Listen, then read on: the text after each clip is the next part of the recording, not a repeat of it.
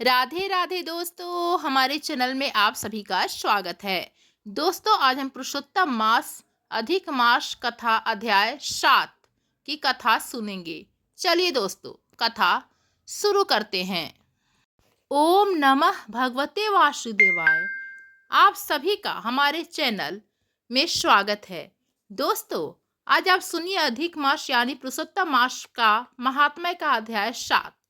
इस अध्याय में श्री कृष्ण द्वारा युधिष्ठिर आदि से द्रौपदी के पूर्व जन्म का अद्भुत वर्णन किया गया है। यह कथा केवल मनोरंजन नहीं बल्कि जीवन को धर्म, भक्ति, संयम और भाग्य के गहरे रहस्यों से परिचित कराने वाली दिव्य कथा है। द्रौपदी बोली, हे प्रभु, रुक्मणी नाथ भगवान विष्णु जब वहां से चले गए तब आगे क्या हुआ, कृपया करके विस्तार से बताइए। आपके मुख से निकली हुई हर कथा संसार के दुखी जीवों को शांति देने वाली होती है। जो मनुष्य भगवान की कथा सुनता है उसका मन धीरे धीरे पवित्र होने लगता है। द्रौपदी के मधुर वचन सुनकर भगवान श्री कृष्ण मुस्कुराए और बोले, हे पांचाली, तुम्हारा प्रश्न अत्यंत उत्तम है। भगवान की कथा सुनने की इच्छा तभी होती है जब अनेक जन्मों के पुण्य जागृत होते हैं, इसलिए ध्यान पूर्वक सुनो।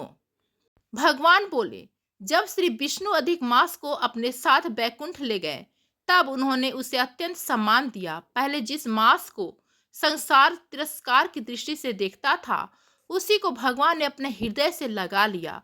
भगवान ने कहा, आज से तुम केवल मलमास नहीं बल्कि पुरुषोत्तम मास कहलाओगे। जो भी मनुष्य इस मास में व्रत, दान, जप, तप, कथा आदि भक्ति करेगा उसे अनंतः पुण्य प्राप्त होगा। यह सुनकर अधिक मास की आंखों से आनंद के आंसू बहने लगे। वह बार बार भगवान के चरणों में गिरने लगा। देवता भी यह अद्भुत दृश्य देखकर आश्चर्य करने लगे कि जिसे संसार व्यर्थ समझता था भगवान ने उसी को सबसे महान बना दिया। भगवान श्री कृष्ण बोले, हे द्रौपदी, संसार में यही भगवान की लीला है। जो व्यक्ति संसार में अपमानित होता है, यदि वह भगवान की शरण में चला जाए तो वही सबसे महान बन जाता है। भगवान केवल बाहरी रूप नहीं देखते, वे हृदय की भक्ति देखते हैं। इसके बाद द्रौपदी अर्जुन की ओर देखकर बोली, हे धनंजय, मुझे ऐसा लगता है कि वनवास के दुखों में डूबे होने के कारण तुम लोगों से पुरुषोत्तम मास का उचित पालन नहीं हो पाया। भीष्म, द्रोण और कर्ण जैसे महायोद्धाओं के भय तथा राज्य की चिंता में तुम सब इतने उलझ गए कि इस महान मास का स्मरण ही नहीं रहा। मनुष्य जब दुखों में घिर जाता है तब उसका विवेक कमजोर पड़ने लगता है। यही कारण है कि महान ज्ञानी भी कभी कभी धर्म के सूक्ष्म नियमों को भूल जाते हैं। अर्जुन शांत होकर द्रौपदी की बातें सुनते रहे। द्रौपदी फिर बोली, भाग्य का लिखा कोई मिटा नहीं सकता। मनुष्य चाहे जितना प्रयास कर ले, जो विधाता ने लिखा है वह होकर ही रहता है। परंतु जो मनुष्य भगवान का स्मरण करता है उसके दुखों का भार हल्का हो जाता है। इसके बाद द्रौपदी ने अपने पूर्व जन्म की कथा सुनानी आरंभ की। पूर्व जन्म में मैं एक महान तपस्वी ऋषि की पुत्री थी। मेरे पिता अत्यंत विद्वान, तेजस्वी और धर्मात्मा थे। उनका आश्रम वन के मध्य में स्थित था। वहां चारों ओर सुंदर वृक्ष, कल कल करती नदी, पंछियों का मधुर स्वर और ऋषियों का पवित्र वातावरण रहता था। मैं बचपन से ही अत्यंत शांत स्वभाव की थी। पिता की सेवा करना ही मेरा सबसे बड़ा धर्म था। मेरी माता का देहांत बहुत पहले हो गया था, इसलिए पिता ने मुझे स्नेह देकर बड़ा किया। मैं वेद, शास्त्र, नीति, धर्म और संसारों की शिक्षा प्राप्त करती थी। आश्रम में आने वाले ऋषि मुनि मेरे व्यवहार से प्रसन्न होते थे, लेकिन जैसे जैसे मेरी आयु बढ़ने लगी वैसे वैसे मेरे मन में भविष्य को लेकर चिंता उत्पन्न होने लगी। एक दिन उसने अपनी सखियों को पति और परिवार के साथ सुखी जीवन बिताते देखा। तब उसके मन में भी विवाह की इच्छा जागी। वह सोचने लगी, क्या मुझे भी कभी ऐसा पति मिलेगा जो धर्मात्मा, सद्गुणी और मेरा सम्मान करने वाला हो? क्या मुझे भी संतान सुख प्राप्त होगा? धीरे धीरे यह चिंता उसके मन को खाने लगी। वह रातों को जागकर सोचती, मेरे पिता इतने महान विद्वान हैं, फिर भी अभी तक उन्होंने मेरे विवाह का विचार क्यों नहीं किया? क्या मेरे भाग्य में विवाह सुख नहीं लिखा? वह भगवान से प्रार्थना करने लगी, हे प्रभु, मुझे सही मार्ग दिखाइए। उधर उसके पिता भी भीतर ही भीतर चिंता में डूबे हुए थे। वे अपनी पुत्री के लिए योग्य वर की खोज कर रहे थे, परंतु उन्हें कोई योग्य युवक दिखाई नहीं देता था। समय बीतता गया। एक दिन अचानक ऋषि को भयंकर ज्वर हो गया। उनका शरीर तपने लगा। वे अत्यंत कमजोर हो गए। उन्होंने अपनी पुत्री को पास बुलाया। पुत्री रोती हुई उनके चरण में बैठ गई। ऋषि बोले, पुत्री, यह संसार नश्वर है। यहाँ जो आया है उसे एक दिन जाना ही पड़ता है। तुम कभी धर्म का मार्ग मत छोड़ना, भगवान का स्मरण करते रहना। इतना कहकर वे भगवान श्री हरि का स्मरण करने लगे। हे कृष्ण, हे गोविंद, हे दीनबंधु, मेरी आत्मा को अपने चरणों में स्थान दीजिए। भगवान का नाम लेते लेते उन्होंने शरीर त्याग दिया। यह देखकर उनकी पुत्री जोर जोर से विलाप करने लगी। हे पिताजी, अब मुझे कौन सहारा देगा? आपने ही मुझे माता का प्रेम दिया। अब मैं इस संसार में अकेले कैसे रहूंगी? उसका रोना सुनकर आसपास के ऋषि और ब्राह्मण वहां एकत्र हो गए। सभी ने मिलकर ऋषि का अंतिम संस्कार किया। इसके बाद कन्या आश्रम में अकेली रहने लगी। वह दिन रात भगवान का स्मरण करती रहती थी। भोजन कम कर दिया। उसका मन संसार से विरक्त होने लगा था।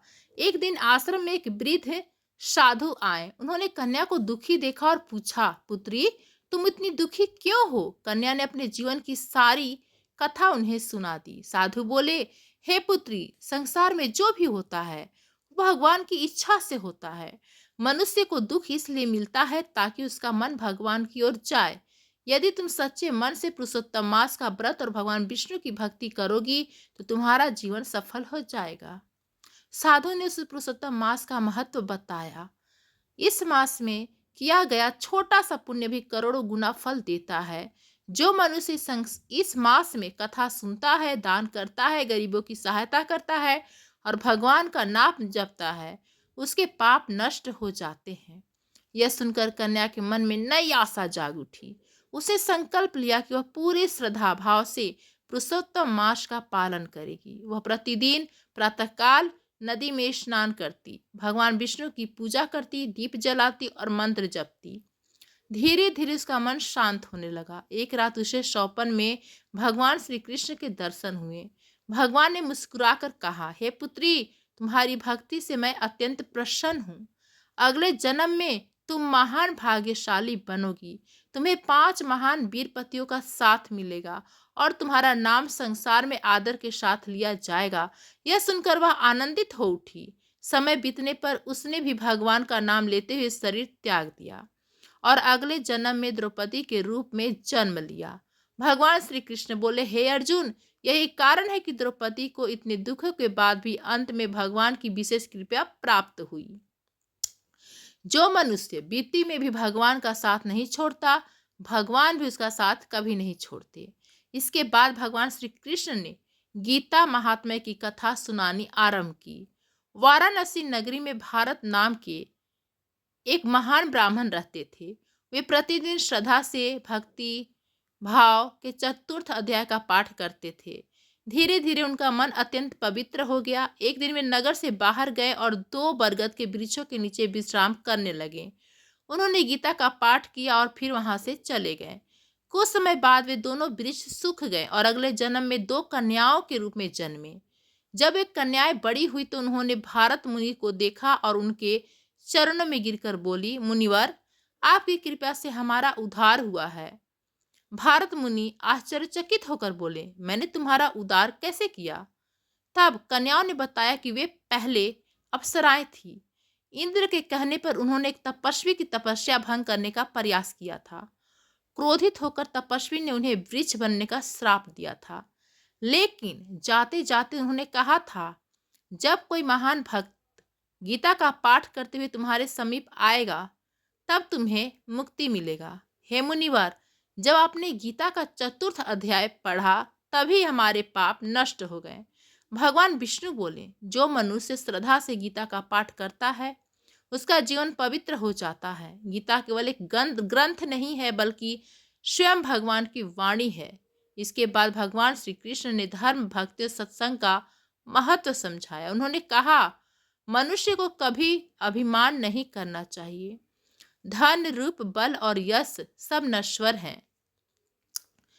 केवल भगवान का नाम ही सच्चा सहारा है। जो मनुष्य दूसरों का अपमान करता है वह अंत में स्वयं दुखी हो जाता है, लेकिन जो दूसरे की सहायता करता है और भगवान का स्मरण करता है उसके जीवन में शांति आती है। भगवान की बातें सुनकर सभी पांडव भाव विभोर हो गए। युधिष्ठिर बोले, हे माधव, आपकी कथा सुनकर हमारा मन शांत हो गया।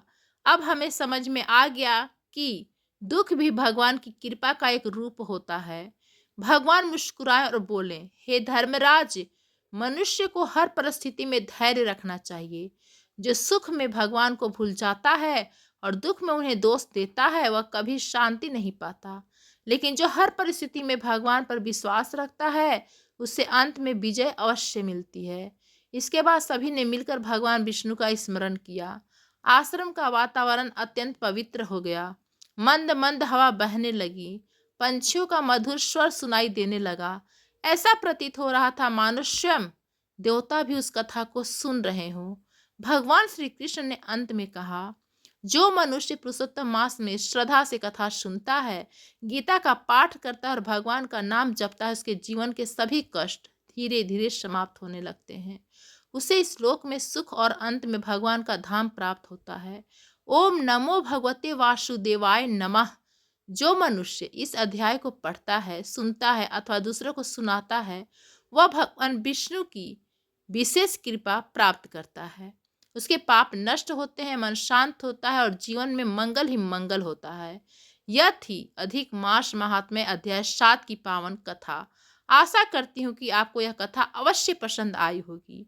भगवान श्री कृष्ण और पुरुषोत्तम भगवान की कृपया आप सभी पर बनी रहे। धन्यवाद दोस्तों। कथा आप सभी को कैसी लगी कमेंट्स करके जरूर बताइएगा। यदि पसंद आया हो तो हमारे चैनल को like, comment, share and subscribe जरूर कर दीजिएगा। धन्यवाद।